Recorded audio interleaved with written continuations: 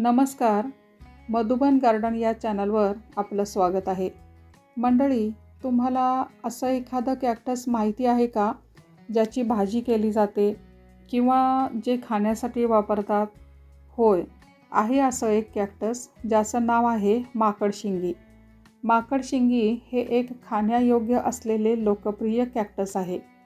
भारतात हजारो वर्षापासून या वनस्पतीचा वापर जंगलातील भटकंतीवेळी आणि दुष्काळाच्या काळात भूक शमवण्यासाठी केला गेला आहे. अगदी आपल्या एखाद पिढी आधीचे लोकसुद्धा कच्ची किंवा उकडून मसाल्याचा वापर करून हिची भाजी बनवत असत किंवा चटणी, लोणचे यामध्ये सुद्धा वापरत असत.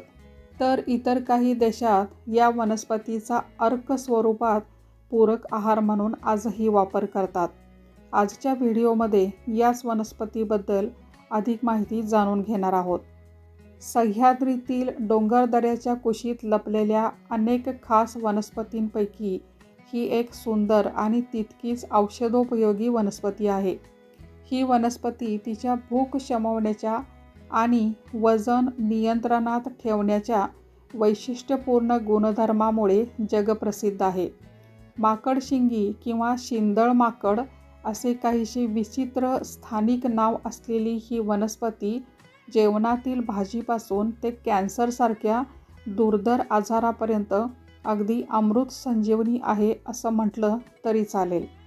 ही दुर्मिळ होत चाललेली वनस्पती मला निसर्गसेवक गोविंद जाधव सर आणि सचिन पाटील यांच्याकडून भेट मिळाली आहे.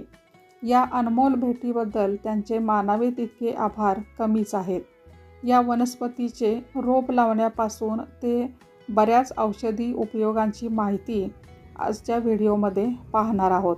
सो व्हिडिओ शेवटपर्यंत नक्की पहा आणि या टप्प्यावरील माझी नेहमीची विनंती करून व्हिडिओला सुरुवात करते. माकडशिंगी किंवा शिंदळ माकोडी ही कॅरालुमा या इंग्रजी नावाने ओळखली जाते. महाराष्ट्रातील वेगवेगळ्या भागातील स्थानिक नावे शोधण्याचा मी थोडासा प्रयत्न केला. ती अशी आहेत. जळगाव भागात हिला रानटी साबर किंवा उंदरी म्हणतात, तर विदर्भात सासूरमुई, तासगाव तालुक्यात सिगुल, अहमदनगर जिल्ह्यात सिंदळ माकड, बीड जिल्ह्यात मेटल, अकोले तालुक्यात काटे साबर किंवा साबरकांडे, तर रायगड जिल्ह्यात पेरकुड म्हणतात आणि मराठवाडा खानदेश भागात सांबर या नावाने ओळखले जातात. संस्कृत नावही छान आहे, युग्म फलोत्तमा. बरं, मराठीमध्ये माकडशिंगी असं का म्हणत असतील? फांद्या काहीशा सांबराच्या शिंगासारख्या वाढणाऱ्या म्हणून सांबर हे नाव ठीक आहे, पण माकडशिंगी का, हे मात्र मला काही उमगले नाही. दर 50 किलोमीटरवर भाषा आणि अर्थ बदलतात हेच सत्य. म्हणून तर वनस्पतीची खरी ओळख पटण्यासाठी मी नेहमी प्रत्येक वनस्पतीचे शास्त्रीय नाव सांगत असते. माकडशिंगीचे शास्त्रीय नाव आहे कॅरालोमा ॲडसेंडन्स. तसंच कॅरालोमा फिम्ब्रिएटा या शास्त्रीय नावानेही ती ओळखली जाते. ही रुईच्या कुळातील वनस्पती आहे. चला आता हिची रचना कशी असते ते बघूया. निसर्गात ही वनस्पती तुम्ही कशी ओळखाल? माकडशिंगी ही एक मांसल, रसाळ आणि बारमाही औषधी वनस्पती आहे. सध्या माकडशिंगी ही लुप्त होत चाललेली वनस्पती आहे, पण निसर्गात जर कुठे दिसलीच तर दगडी सुळक्यावर तसेच खडकांच्या बेचक्यात आढळते. तिच्या फांद्या 50 सेंटीमीटरपर्यंत लांब वाढतात. ओलावा टिकवण्यासाठी कोरड्या हंगामात अर्थात उन्हाळ्यात पाने गळतात. पानांच्या जागी नंतर टोकदार दाते उरतात, मात्र पावसाळ्यात पुन्हा पाने फुटू लागतात. लंबवर्तुळाकार आयताकृती पाने अंदाजे 7 सेंटीमीटरपर्यंत लांब असू शकतात. खोडाच्या तळापासूनच अनेक चौकोनी मांसल फांद्या येतात. साधारणपणे जूनमध्ये फांद्यांच्या शेंड्यावर किंवा त्या जवळच्या पेऱ्यावर एकटी किंवा 2-3 अशी फुले येतात. किरमिजी ते चेरी लाल रंगाची ही फुले ताऱ्याच्या आकाराची असतात. फुले 2-3 सेंटीमीटर असतात. हे पहा, ही चिमुकली फुले किती सुंदर दिसत आहेत पहा.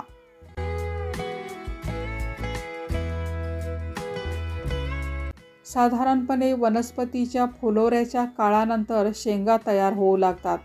हा काळ नोव्हेंबर ते मार्चपर्यंतचा असतो. शेंगा सुरुवातीला हिरव्या आणि मांसल असतात आणि परिपक्व झाल्यावर वाळून त्या फुटतात. शेंगेच्या आत चपट्या लंबगोलाकार अंडाकृती बिया असतात. प्रत्येक बी केसाच्या एका बारीक रेशमी झुपक्याला चिकटलेले असते, ज्यामुळे त्या वाऱ्याद्वारे वाहून जातात आणि अशाच प्रकाराने त्यांचा प्रसार होतो. मी मघाशीच सांगितल्याप्रमाणे ही रुईच्या कुळातील वनस्पती आहे. त्यावरून बिया कशा असतील हा अंदाज तुम्ही करू शकता.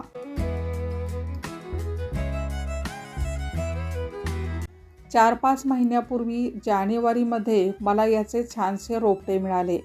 निसर्गात ही अत्यंत खडकाळ डोंगराळ भागात येणारी असल्यामुळे मी इथे वाळू, मुरूम आणि थोडीशी बागेतील माती यांच्या मिश्रणात रोप लावले.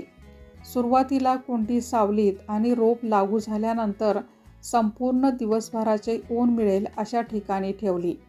माकडशिंगीला फक्त माती ओलसर राहील इतकेच पाणी लागते. पाणी जराही जास्त झाले की ती लगेच कुजते. एवढी काळजी घेतली की पुरे. आता ही काहीशी काटेरी वनस्पती पाहिल्यावर ही खाता येते किंवा हिची भाजी बनवली जाते हे ऐकून तुम्हाला आश्चर्य वाटेल. पण हो, हे अगदी खरं आहे. माकडशिंगी ही एक उत्कृष्ट रानभाजी आहे. याची खुरटी झुडपे माळरानावर, डोंगरावर, अगदी दगडधोंड्यांमध्ये किंवा हिवराच्या झाडाखाली तर नक्कीच सापडतात. ती घरी आणून स्वच्छ धुवून पाट्यावर ठेचून घेतात. तो ठेचा चांगला 4-5 वेळा पाण्याने धुवून घेतात, कारण ठेचल्यावर याचा खूप वेस निघत राहतो साबणासारखा.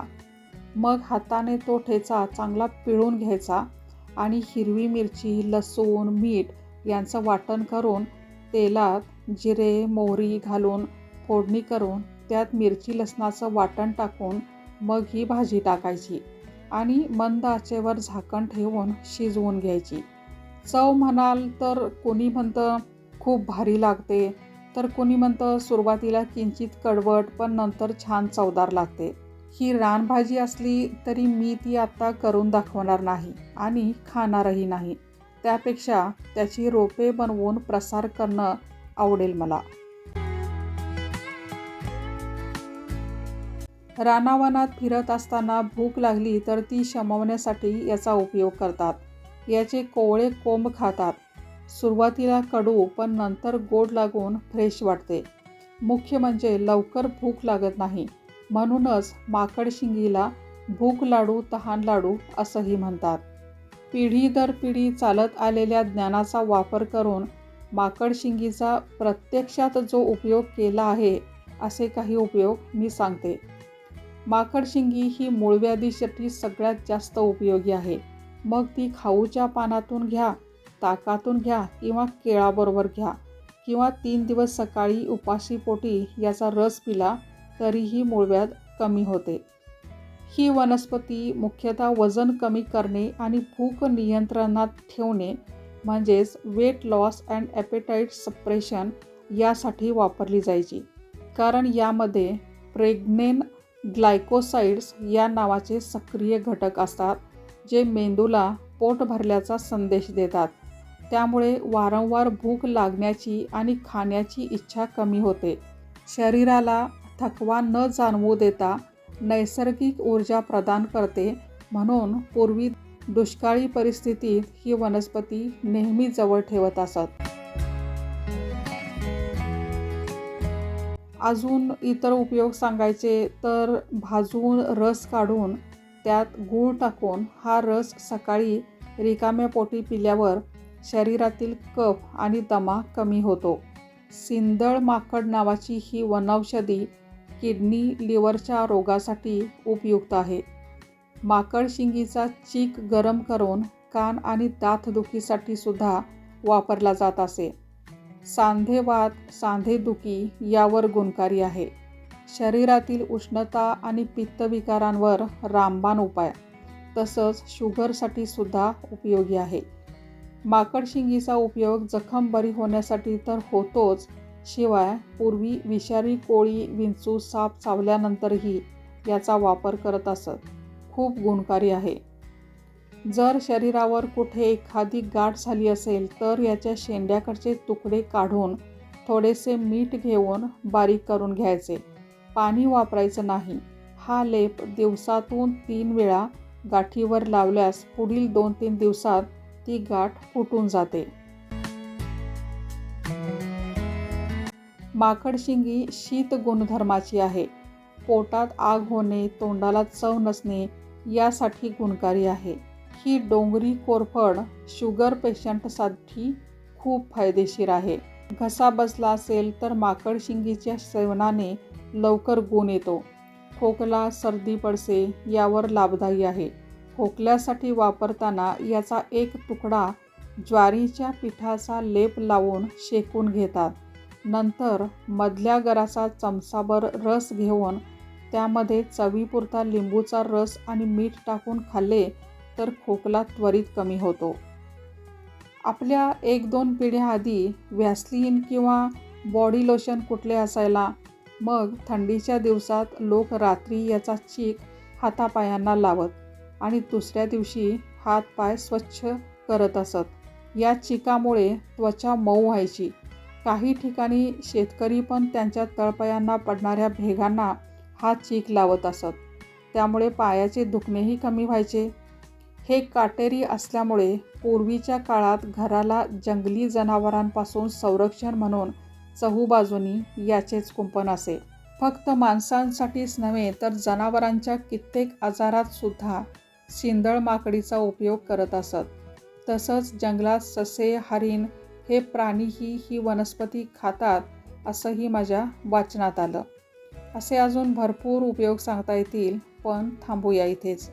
या व्हिडिओच्या माध्यमातून एकच सांगणे आहे की या आणि अशाच नष्टांश होत चाललेल्या वनस्पतींचे संवर्धन करणे आवश्यक आहे आणि ही आपणा सर्वांची जबाबदारी आहे असं मला वाटतं. धन्यवाद.